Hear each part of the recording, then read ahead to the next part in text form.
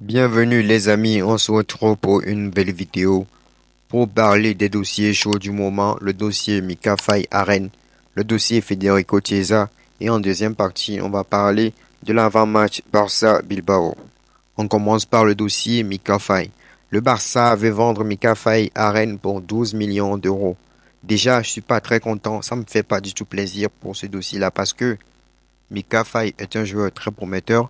Il est très agressif, il est bon balle au pied, il a une excellente relance. Pour ceux qui ont suivi les matchs du Sénégal et les matchs de Barça B, Mika Faye est un défenseur prometteur pour l'avenir. Donc le Barça décide de garder des joueurs comme Inigo Martinez, qui vaut jusqu'à 10 millions d'euros dans la masse salariale, et de vendre un joueur comme Mika Faye, un défenseur prometteur, qui ne vaut presque rien dans la masse salariale parce qu'il est enregistré en tant que joueur de l'équipe B. On ne comprend toujours pas la politique, on ne comprend toujours pas la stratégie de cette direction. La stratégie de cette direction, c'est quoi? Ça consiste à laisser passer et à laisser partir de bons joueurs et à faire des erreurs de casting. On vend de bons joueurs pour enregistrer les erreurs de casting.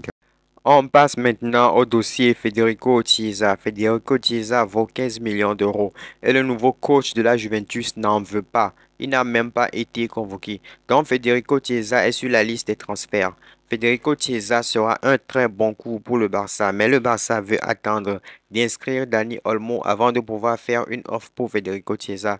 C'est ça la situation du club actuellement. Le club peut s'intéresser à plusieurs joueurs, mais le Barça doit s'attendre à si j'inscris celui-là, si je vends celui-là, si je vends celui-ci, je peux faire tel achat ou tel achat. Voilà la situation du club actuellement. Le Barça est très intéressé, mais toujours pas d'offre officielle pour Federico Chiesa. Parce que si le Barça n'arrive pas à inscrire Dani Olmo, pourquoi faire une offre pour acheter un autre joueur? Parce que si vous n'arrivez pas à inscrire Dani Olmo, vous ne pouvez pas acheter une recrue, une nouvelle recrue.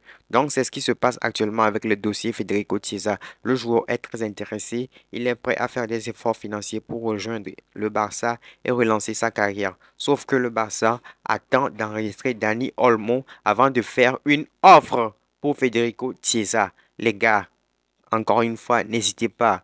Je veux connaître votre avis. Donnez votre avis, votre point de vue, votre opinion en commentaire. Ce que vous pensez du mercato du Barça actuellement. Maintenant, on va parler de l'avant-match Barça-Bilbao.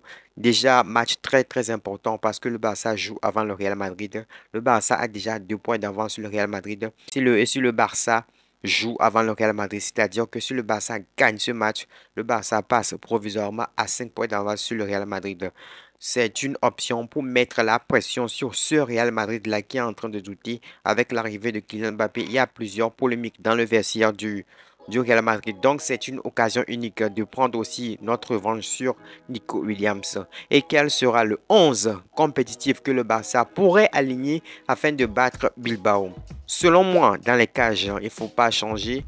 C'est Ter Stegen toujours. Maintenant, l'axe central. Il faut des changements au niveau de l'axe central. Parce que Inigo Martinez, on a vu que Inigo Martinez, il n'a pas le niveau. Donc, Inigo Martinez va retourner s'asseoir sur le banc tranquillement. On passe avec le duo Kubarsi-Eric Garcia. Soit Kubarsi-Christensen. Je préfère cette solution. Kubarsi-Christensen pour la solidité défensive. Et sur le côté, Jules Koundé naturellement à droite. Et sur le côté gauche, Baldé. Apparemment, il avait reçu un mauvais coup lors du précédent match, mais c'est rien du tout.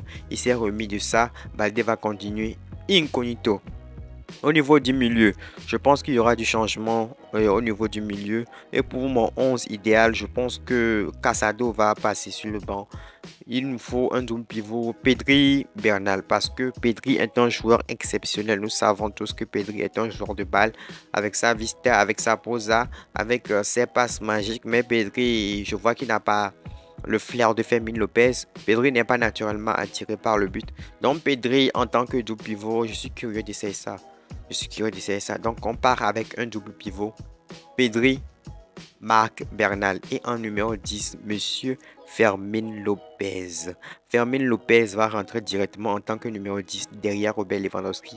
Et je suis sûr que cette année, Dani Olmo va avoir des concurrences à ce niveau-là. Parce que Fermin Lopez est un joueur qui adore marquer des buts. C'est un joueur qui adore tenter sa chance. On verra ce que ça va donner. Alors, je fais cette vidéo. Dani Olmo n'est pas encore inscrit. Donc, je vais faire mon 11 sans Dani Olmo.